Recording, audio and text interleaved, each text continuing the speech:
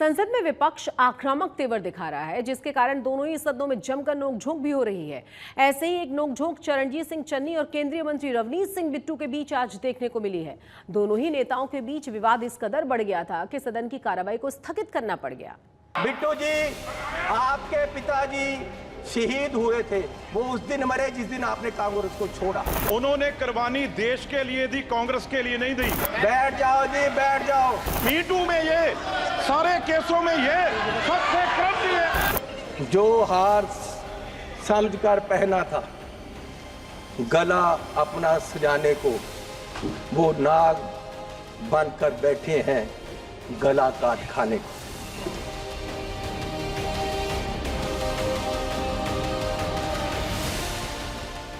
लोकसभा में चर्चा के दौरान जालंधर के सांसद चरणजीत सिंह चन्नी और केंद्रीय मंत्री रवनीत सिंह बिट्टू के बीच तीखी बहस हो गई। बातों बातों में बात इस कदर बिगड़ गई कि रवनीत बिट्टू अपनी सीट से उठकर बेल की तरफ जाने लगे। वहीं चन्नी की तरफ से अमरिंदर राजा बडिंग भी बेल में पहुंचे। नौबत ये आ गई कि सदन की कार्रवाई को तत्काल स्थगित करना पड़ा। सभा की कार्रवाई 2 बजे तक स्थगित की जाती है। दरअसल चर्चा के दौरान Charanjit Singh Channi east India company का उदाहरण देकर केंद्र सरकार पर हमला बोल रहे थे, जिस पर रवनीत सिंह बिट्टू ने आपत्ति जताई तो चन्नी की तरफ से बिट्टू को लेकर निजी टिप्पणी कर दी, जिसके चलते माहौल गर्मा गया। जो हार समझकर पहना था गला अपना सजाने को, वो नाग बनकर बैठे हैं गला काट खाने को। माननीय चेयरमैन जी, ईस्ट इंडिया कंपनी आई, उन्होंने पहले व्यापार पे कब्जा किया, ईस्ट इंडिया कंपनी ने, और व्यापार के माध्यम से देश की सतह पे कब्जा कर लिया। इनमें और अंग्रेजों में कोई फर्क नहीं, सिर्फ कलर का फर्क है। ये भी पहले सतह पे काबज हुए और फिर सतह के माध्यम से आज ये देश की राजनीति के माध्यम से पूरे देश के व्यापार पे अपने आदमियों का कब्जा करा रहे हैं। और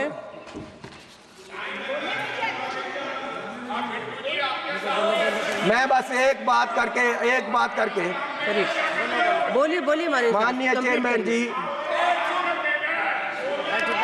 कोई बात नहीं, बैठ जाओ जी, बैठ जाओ जी, बैठ जाओ।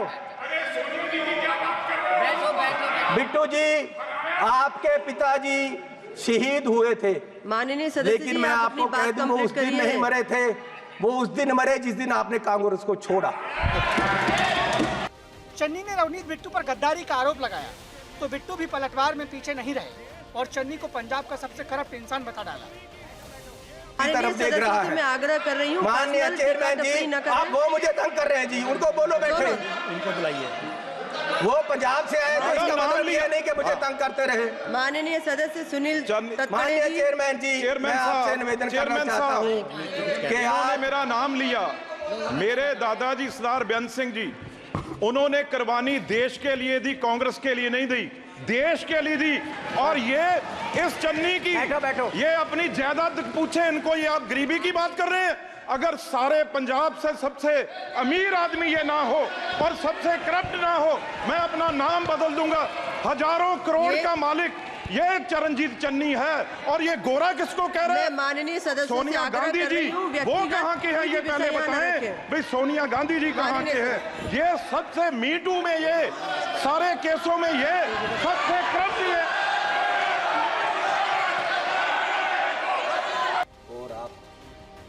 इस पूरे लड़ाई झगड़े में चन्नी यहीं पर नहीं रुके। सदन की कार्रवाई दोबारा शुरू होने के बाद चन्नी ने किसानों पर NSA लगाने की बात कही, जिस पर केंद्रीय मंत्री पीयूष गोयल और किरण रिजिजू ने आपत्ति जताई। अभी राहुल जी ने कहा था कि आप किसानों को खालिस्तानी कहते हो। मैं बताता हूँ, 4 NSA लगाकर 4 किसानों को इसलिए अंदर कर दिया गया कि वो धरने पे बैठे थे। क्या ये खालिस्तानी कहने वाली बात नहीं है? और स्पीकर साहब,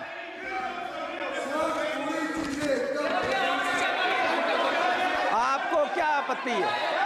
आज की आज माननीय सदस्य जो आप बोल रहे हैं उसका प्रमाण भी प्रस्तुत कर स्पीकर देना। साहब, मैं उनकी एक डिमांड और है। मैं ये बात करना चाहता हूँ। इनका आरोप है, मैं इनका आरोप है कि स्पीकर किसान साहब, आंदोलन की वजह से स्पीकर वो साहब, बात को ऑथेंटिकेट करें। किसान धरने के लिए, सर, आपका किसान एजिटेशन के लिए बोल दिया उनको ऑथेंटिक करेंगे, स्पीकर साहब, बोल दिया उनको ऑथेंटिक करेंगे, बोल दिया उनको ऑथेंटिक करेंगे। यार चन्नी ही क्यों दुख रहा है, आपको बोलने दो यार। इससे उनको गलत एनएच से लगाए, ये बोला है। स्पीकर इसको साहब, ऑथेंटिकेट करे, नहीं तो इनके ऊपर प्रिविलेज की कार्रवाई की जाए। संसद में हंगामे के बीच एक बार फिर लोकसभा स्पीकर ने सभी सांसदों को मर्यादा का पाठ पढ़ाया, क्योंकि चर्चा के दौरान कई माननीय सांसदों ने अपनी मर्यादा को लांघकर संसदीय परंपरा को तार-तार किया है। भारत की संसद की जो लोकतंत्र में जिस तरह की प्रतिष्ठा है वैसी परंपरा बनी।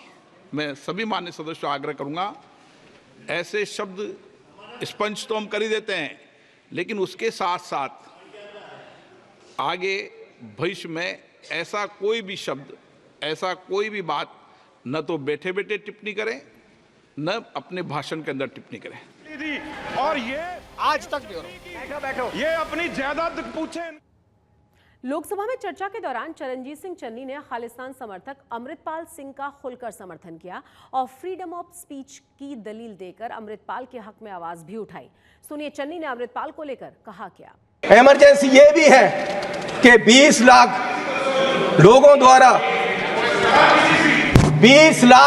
द्वारा पंजाब में मेंबर पार्लियामेंट चुना गया और वो एनएस से लगाकर अंदर रखा हुआ है। फ्रीडम ऑफ स्पीच, उसकी कंस्टिट्यूएंसी के लोगों की बात यहां नहीं रख पा रहे, ये भी इमरजेंसी है। संसद में अमृतपाल को लेकर दिए गए चन्नी के बयान से पंजाब में भी सियासत गर्मा गई है। एक तरफ जहां कांग्रेस के नेता चन्नी का समर्थन कर रहे हैं, तो वहीं पंजाब के सीएम भगवंत मान ने चन्नी के बयान से किनारा कर लिया है। भी सरदार चरणजीत ਸਿੰਘ ਚੰਨੀ ਨੇ ਇੱਕ ਹੀ ਗਲਤ ਕਿਹਾ। ਉਹਨਾਂ ਨੇ ਕਿਹਾ ਕਿ ਦੇਸ਼ ਦੇ ਵਿੱਚ ਐਮਰਜੈਂਸੀ ਵਰਗੇ ਹਾਲਾਤ ਹੈ। ਉਹਨਾਂ ਨੇ ਕਿਹਾ ਕਿ ਅੱਜ ਦੇਸ਼ ਦੇ ਵਿੱਚ ਜਾਤ ਪਾਤ ਦੇ ਆਧਾਰ ਤੇ ਵੰਡਿਆ ਜਾ ਰਿਹਾ ਹੈ, ਵੰਡੀਆਂ ਪਾਈਆਂ ਜਾ ਰਹੀਆਂ। ਅੱਜ ਲੋਕਾਂ ਨੂੰ ਇਹ ਕਿਹਾ ਜਾ ਰਿਹਾ ਹੈ ਕਿ ਬਈ ਤੁਸੀਂ ਆਪਣੀ ਦੁਕਾਨਾਂ ਤੇ ਨਾ ਲਿਖੋ, ਹਿੰਦੂ ਮੁਸਲਮਾਨਾਂ 'ਚ ਪਾੜਾ ਪਾਇਆ ਜਾ ਰਿਹਾ ਹੈ, ਤੇ ਉਹ ਐਮਰਜੈਂਸੀ ਵਰਗੇ ਹਾਲਾਤ ਨਹੀਂ ਹੈ। दूसरी उन्होंने गल कही है कि सरदार बेअंत सिंह की हत्या उदों नहीं हुई, बल्कि उदों हुई है जदों बिट्टू ने बीजेपी ज्वाइन की है। जैसा कांग्रेस का स्टैंड की है, क्योंकि अद्धी कांग्रेस कुछ होर बोली जाती है, अद्धी कांग्रेस कुछ होर बोली जाती है ना। सो ये उन्हों का स्टैंड है, पर साडे वालों ये है कि पंजाब दे विच लॉ एंड ऑर्डर नूं मेनटेन करने वास्ते जो साडे ਅਸੀਂ ਆਪਣੇ ਵੱਲੋਂ ਐਫਰਟਸ ਕਰ ਰਹੇ ਕਿਉਂਕਿ ਮੈਂ ਇਕੱਲਾ ਕਿਸੇ ਖਾਸ ਐਮਪੀ ਦਾ ਨਹੀਂ, ਮੈਂ 3.5 ਕਰੋੜ ਲੋਕਾਂ ਦਾ ਕਸਟੋਡੀਅਨ ਹਾਂ। ਸੋ ਜੋ ਕਾਨੂੰਨ ਮੁਤਾਬਕ ਜਿਹੜੇ ਸੰਵਿਧਾਨ ਨੇ ਉਹਨਾਂ ਨੂੰ ਲੜਨ ਦੇ ਹੱਕ ਵੀ ਦਿੱਤੇ ਹੈ ਨਾ, ਉਸੇ ਸੰਵਿਧਾਨ ਮੁਤਾਬਕ ਕੱਲ ਨੂੰ ਕੋਈ ਹੋਰ ਫੈਸਲਾ ਆਊਗਾ। कर्नाटक, तमिलनाडु, तेलंगाना और हिमाचल प्रदेश के बाद अब पंजाब के मुख्यमंत्री भगवंत मान भी नीति आयोग की बैठक का बहिष्कार करने का फैसला कर चुके हैं। और इससे पहले कांग्रेस ने भी बैठक का बहिष्कार करने की घोषणा करते हुए कहा था कि 27 जुलाई को होने वाली मीटिंग में वो हिस्सा नहीं लेंगे। 27 जुलाई को होने वाली बैठक की अध्यक्षता प्रधानमंत्री नरेंद्र मोदी करेंगे। इंडी गठबंधन ने नीति आयोग की बैठक का बहिष्कार करने का फैसला किया, तो ऐसे में पंजाब के सीएम ने विपक्षी एकता की ताकत दिखाने के लिए इस तरह का फैसला कर लिया। आपको बता दें कि 2 दिन पहले ही 16वें वित्त आयोग के चेयरमैन अरविंद पटनगठिया के साथ पंजाब की सरकार की बैठक हुई। पंजाब के लिए स्पेशल पैकेज के तहत 1,32,247 करोड़ रुपए की मांग की गई है। देखिए, बात यह है, जब से ये नीति आयोग बना है, मोदी जी जब से आए हैं, क्योंकि ये पहले प्लानिंग कमीशन था, तो नीति आयोग जब से मोदी जी की सरकार आई है, तो एक जो बीजेपी रूल्ड स्टेट्स हैं उनके लिए ही नीति आयोग दिशा निर्धारित करता है, पैसा निर्धारित करता है। और रिसेंटली हमने देखा है बजट में भी जिस तरीके से पंजाब जैसे स्टेट को पूरी तरीके से बजट से बाहर रखा, इवन जिक्र तक नहीं किया, देना तो क्या था। तो ये तो पूरी तरह से बायस्ड है। और हमारा तो रूरल डेवलपमेंट फंड पिछले 1.5-2 सालों से भारत सरकार देने को तैयार नहीं है। तो ऐसी नीति आयोग की बैठक में कई बार हमने पार्टिसिपेट किया, जाने से फ़ायदा क्या? पंजाब सरकार और पंजाब के मुख्यमंत्री नीति आयोग की बैठक में हिस्सा नहीं दे रहे, जो मैं समझता हूँ बहुत ही मंदभागी गल है। पंजाब जिहड़ा उस दे बारे मुख्यमंत्री का सोचण का नज़रिया ही गलत है। वो सियासत तो प्रेरित होकर गल्लां करते हैं कि बीजेपी नूं या भारत सरकार नूं किस तरह बदनाम करना। वो ये नहीं सोचते कि पंजाब की तरक्की भी रुकती है। 15 अगस्त की तारीख जैसे जैसे नजदीक आ रही है, बॉर्डर स्टेट पंजाब में आतंकवादी हमले का खतरा लगातार बढ़ रहा है। बीते दिन पठानकोट के 7 संदिग्धों की खबर आने के बाद अब सुरक्षा एजेंसियां अलर्ट मोड पर आ चुकी हैं। आतंकवादियों के संभावित स्केच को जारी किया जा चुका है और उनकी तलाश लगातार की जा रही है। पंजाब पर मंडराया आतंकी साया, पठानकोट में दिखे कई संदिग्ध, बॉर्डर से सटे इलाकों में अलर्ट जारी, चप्पे चप्पे पर सीसीटीवी लगाने की तैयारी। बॉर्डर स्टेट पंजाब में एक बार फिर से आतंकी हमले का खतरा मंडराने लगा है, जिसके चलते सुरक्षा एजेंसियां एक बार फिर अलर्ट मोड में आ गई हैं। ताजा मामला पठानकोट के पंगतोली गांव का है, जहां 7 संदिग्ध लोगों के देखे जाने की खबर मिली है। चश्मदीद के मुताबिक मंगलवार की शाम 7 लोग पंगतोली गांव में एक महिला के घर पानी पी गए थे और सभी के कंधों पर भारी भरकम बैग टंगे थे। शक तब हुआ जब सभी संदिग्ध पानी पीने के बाद जंगल की तरफ लौटने लगे। कल ये होया कि मैं इत्थे टैंकी लगे खड़ी ही, 7 बंदे आए ही, 4 मेरे इधर आए घर ते 3 बंदे अंब लगे खड़े ही। मैनू बोलते भैन जी पानी पीना, मैं पानी पिलाई दिता। फिर मैं अंदर पानी लैन गई, फिर एक मैनू कहंदे मिक्स कर दो, फिर मैं मिक्स किया पानी, फिर मैंने ट्रे च पाइए मैं पानी दिता चारां नू। फिर जो 3 बच्चे ही वो कहंदे मैं आपे दे आना। महिला से मिली सूचना के आधार पर पुलिस ने एक संदिग्ध शख्स का स्केच भी जारी किया है और छानबीन के लिए पूरे इलाके में तलाशी अभियान शुरू कर दिया गया है। इस घटना के बाद गुरदासपुर के बॉर्डर से सटे इलाकों में भी तलाशी अभियान शुरू कर दिया गया है। परसों ਜਿਹੜੀ ਇੱਕ ਇਨਪੁਟ ਆਈ ਸੀ ਉਹ ਪਠਾਨਕੋਟ ਦੇ ਵਿੱਚ ਸੀਗੀ। ਹਾਲਾਂਕਿ ਆਪਣੇ ਇੱਥੇ ਕੋਈ ਇਸ ਤਰ੍ਹਾਂ ਦੀ ਮੂਵਮੈਂਟ ਹਲੇ ਨਹੀਂ ਦੇਖੀ ਗਈ ਹੈ, ਬਟ ਅਸੀਂ ਜਿਹੜਾ ਪਠਾਨਕੋਟ ਤੋਂ ਲੱਗਦਾ ਹੋਇਆ ਸਾਡਾ ਏਰੀਆ ਹੈ ਦੀਨਾਨਗਰ ਬਹਿਰਾਮਪੁਰ, ਉਹਨੂੰ ਅਲਰਟ ਤੇ ਕੀਤਾ ਹੋਇਆ ਹੈ। ਚਾਰੋਂ ਪਾਸੇ ਜਿੱਥੇ ਜਿੱਥੇ ਸਸਪੈਕਟਡ ਲੋਕੈਲਿਟੀਜ਼ ਹੈ ਜਾਂ ਫਿਰ ਬੇਆਬਾਦ ਏਰੀਆ ਹੈ ਉੱਥੇ ਸਰਚ ਆਪਰੇਸ਼ਨ ਕੀਤੇ ਜਾ ਰਹੇ ਹਨ। ਸਪੈਸ਼ਲੀ ਉਹਨਾਂ ਦੇ ਜਿਹੜੇ ਸਕੈਚ ਜਾਰੀ ਕੀਤੇ ਗਏ ਹਨ ਉਹ ਲੋਕਾਂ ਦੇ ਵਿੱਚ ਸਰਕੂਲੇਟ ਕੀਤੇ ਗਏ ਹਨ ਤੇ ਲੋਕਾਂ ਨੂੰ through WhatsApp messages also aware ਕੀਤਾ ਗਿਆ कि कितने भी कोई सस्पिशियस बंदा नजर आता है तो इमीडिएटली पुलिस को सूचना देती जाए। पठानकोट में पिछले कई दिनों से दहशत का माहौल बना हुआ है। बीते 1 महीने में ऐसा चौथी बार हुआ है जब संदिग्ध लोग देखे गए हैं। आतंकी हमले के लिहाज से पठानकोट बेहद संवेदनशील इलाका है, क्योंकि 2016 में भी पठानकोट एयरबेस को आतंकियों ने अपना निशाना बनाया था। यही वजह है कि अब जब 15 अगस्त से ठीक पहले संदिग्धों की खबर मिली है तो एजेंसियां अलर्ट हो गई हैं और अब चप्पे चप्पे पर सीसीटीवी कैमरे को इंस्टॉल करने की तैयारी हो रही है। गुरदासपुर से विशंभर बिट्टू के साथ आज तक ब्यूरो।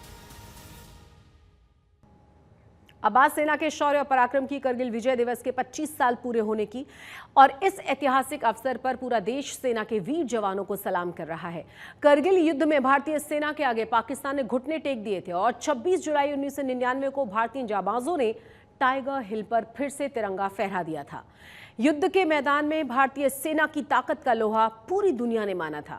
इस मौके पर करगिल वॉर मेमोरियल पर सेना की ओर से कई कार्यक्रम आयोजित किए जा रहे हैं, जिसमें सेना के आला ऑफिसर्स और शहीदों के परिजन शामिल होंगे।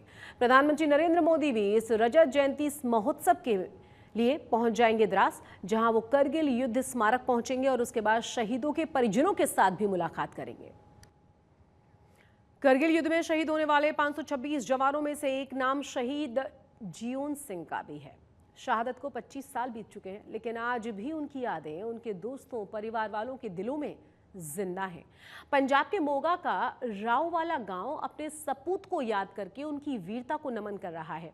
न सिर्फ जियोन सिंह बल्कि गांव पूरा का पूरा देश हम कह सकते हैं कि उनकी शहादत पर गर्व करता है।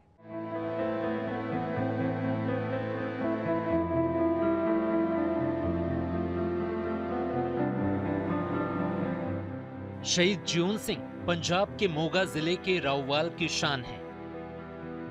इस पूरे इलाके को अपने इस वीर सपूत पर गर्व है जिसने कारगिल युद्ध में अहम भूमिका निभाई और अपने प्राणों की आहुति देकर मुल्क की हिफाजत की।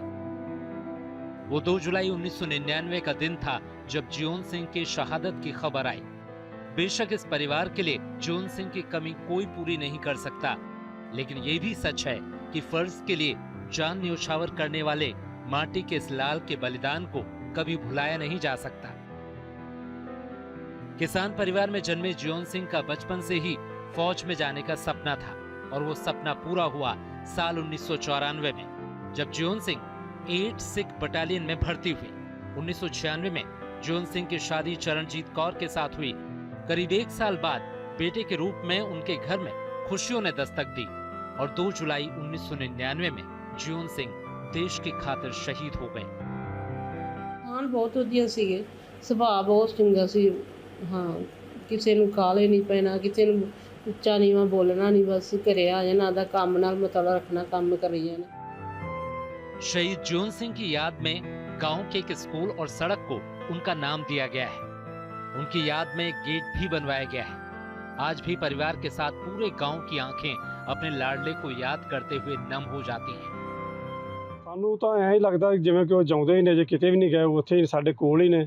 ਪਰ ਡੈਥ ਭਾਵੇਂ ਉਹਨਾਂ ਦੀ ਹੋ ਚੁੱਕੀ, ਪਰ ਹਰ ਸਾਲ ਉਹਨਾਂ ਦੀ 2/7/1999 ਨੂੰ ਪਿੰਡ ਬਰਾਮ ਕੇ ਵਿਖੇ ਉਹਦੀ ਬਰਸੀ ਬਣਾਈ ਜਾਂਦੀ ਹੈ। ਉਹਨਾਂ ਦੇ ਨਾਂ ਤੇ ਸਕੂਲ ਬਣਾਇਆ ਗਿਆ ਜਿਉਣ ਸਿੰਘ ਦੇ ਨਾਂ ਤੇ।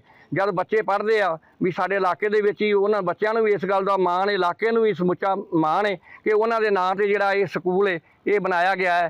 ਤੇ ਬੜੀ ਵੱਡੀ ਗੱਲ ਹੈ ਕਿ ਸਕੂਲ ਜਿਹੜਾ ਜੋ ਸ਼ਹੀਦ ਹੈ ਉਹ ਵੀ ਸਦਾ ਜਿੰਦਾ ਹੈ ਔਰ ਸਕੂਲ ਜਿਹੜਾ ਇਹ ਵੀ ਰਹਿੰਦੀ ਦੁਨੀਆ ਤੱਕ जिंदा रहेगा क्योंकि ये जरा बड़ा बड़ा नाम है। ये वीरों की पावन धरती है। यहाँ रणवीरों की यादों को दिलों में संजो कर रखा जाता है। मोगा का राववाल ही नहीं, पूरे देश को अमर जियोन सिंह की शहादत पर गर्व है। कुछ दिन पहले हमने आपको फरीदकोट की रहने वाली वीरपाल कौर से जुड़ी हुई एक रिपोर्ट दिखाई थी, आपको याद होगा, जिसमें स्टेट लेवल पर कई गोल्स को जीतने वाली वीरपाल कैसे हालातों के आगे बेबस होकर अपने सपनों की उड़ान देने के लिए मेहनत कर रही है।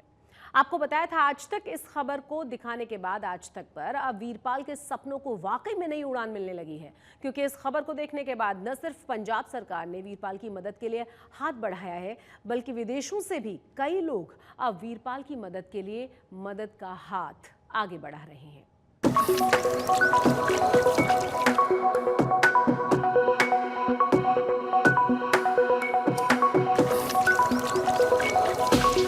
परिस्थितियों के आगे हुनर हार गया था, पर मेहनत के पसीने ने एक बार फिर फरीदकोट की रहने वाली 25 साल की वीरपाल कौर की जिंदगी में खुशियों को सूट समेत लौटाया है। स्टेट लेवल पर कई गोल्ड मेडल जीतने वाली वीरपाल का सपना एथलीट बनने का था, पर परिवार की आर्थिक स्थिति के आगे सपने धुंधले पड़ने लगे थे। नौबत ये आ गई थी कि खेतों में काम करना पड़ रहा था, क्योंकि परिवार में माँ बाप के अलावा 4 बहनें और थीं। 11 जुलाई को वीरपाल की कहानी को हमने आज तक पंजाब के स्पेशल बुलेटिन में आपको दिखाया था। खेत में काम कर रही ये लड़की कोई आम लड़की नहीं है। ये पंजाब के फरीदकोट के गांव अजीत गिल की रहने वाली वीरपाल कौर है, जो स्टेट लेवल की गोल्ड मेडलिस्ट खिलाड़ी है, लेकिन आज गुमनामी की जिंदगी जी रही है, ताकि आज तक पर इस खबर को देखने के बाद लोग वीरपाल के लिए मदद का हाथ आगे बढ़ा सके और एक खिलाड़ी की जिंदगी फिर से रोशन हो सके। आज तक पर इस खबर को देखने के बाद पंजाब विधानसभा के स्पीकर कुलतार सिंह संधवा वीरपाल की मदद के लिए आगे आए और फरीदकोट में वीरपाल के घर पहुंचकर न सिर्फ 1 लाख रुपए की आर्थिक मदद की, बल्कि अच्छी पढ़ाई और नौकरी का भरोसा भी दिया। देखिए, पहले तो आपका धन्यवाद फांसी साहब, आपने ये रिपोर्ट चलाई तो हम देख पाए उसको।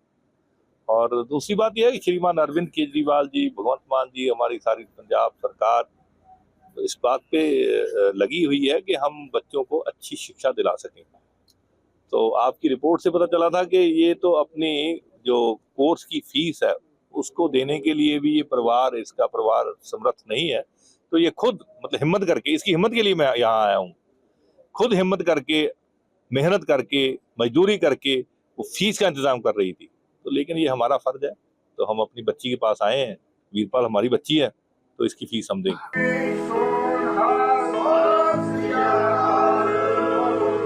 इतना ही नहीं, वीरपाल की खबर देखने के बाद अमेरिका के यूनाइटेड सिख फेडरेशन से जुड़े समाज सेवी लोग भी वीरपाल की मदद के लिए आगे आए। ਬੇਟੀ ਬਾਰੇ ਪਤਾ ਲੱਗਿਆ ਸੀਗਾ ਜੀ, ਵੀਰਪਾਲ ਕੌਰ ਜਿਨ੍ਹਾਂ ਦਾ ਨਾਮ ਆ ਤੇ ਐਥਲੀਟ ਵਿੱਚ ਕਾਫੀ ਮੈਡਲ ਇਹਨਾਂ ਨੇ ਜਿੱਤੇ ਆ ਤੇ ਅਸੀਂ ਧੰਨਵਾਦ ਕਰਦੇ ਆ ਅੱਜ ਤੱਕ ਚੈਨਲ ਦਾ ਜਿਨ੍ਹਾਂ ਨੇ ਇਸ ਬੇਟੀ ਦੀ ਬਾਈਟ ਕੀਤੀ ਸੀ ਅਤੇ ਦੇਸ਼ਾਂ ਵਿਦੇਸ਼ਾਂ ਤੱਕ ਇਸ ਗੱਲ ਨੂੰ ਪਹੁੰਚਾਇਆ ਕਿ ਬੇਟੀ ਬਹੁਤ ਮਿਹਨਤ ਕਰਕੇ ਆਪਣਾ ਝੋਨਾ ਵਗੈਰਾ ਦਿਹਾੜੀਆਂ ਕਰਕੇ ਆਪਣੇ ਸਪੋਰट्स ਤੇ ਐਜੂਕੇਸ਼ਨ ਨੂੰ ਚਲਾ ਰਹੀ ਹੈ।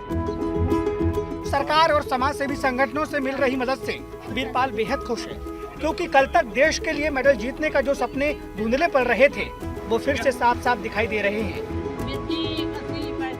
हाँ जी, सबसे पहले मैं आज तक चैनल का धन्यवाद करना चाहती हूँ कि जिसने मेरी पहले न्यूज़ ली और उस न्यूज़ को फॉरेन कंट्री तक पहुँचाया और जिससे लोगों ने मुझे जाना। और आज मेरे घर में कलतार सिंह संधवा आए थे जिन्होंने मेरी खबर ली आकर और उन्होंने मुझे बोला है कि वो मेरी स्टडी का खर्चा उठाएंगे और मुझे नौकरी का भी विश्वास दिला कर गए हैं। वीरपाल की यह कहानी बताती है कि आज तक पर खबर देखने के साथ साथ लोगों को भरोसा भी है, फिर चाहे देश हो या विदेश। फरीदकोट से प्रेम पासी के साथ आज तक ब्यूरो।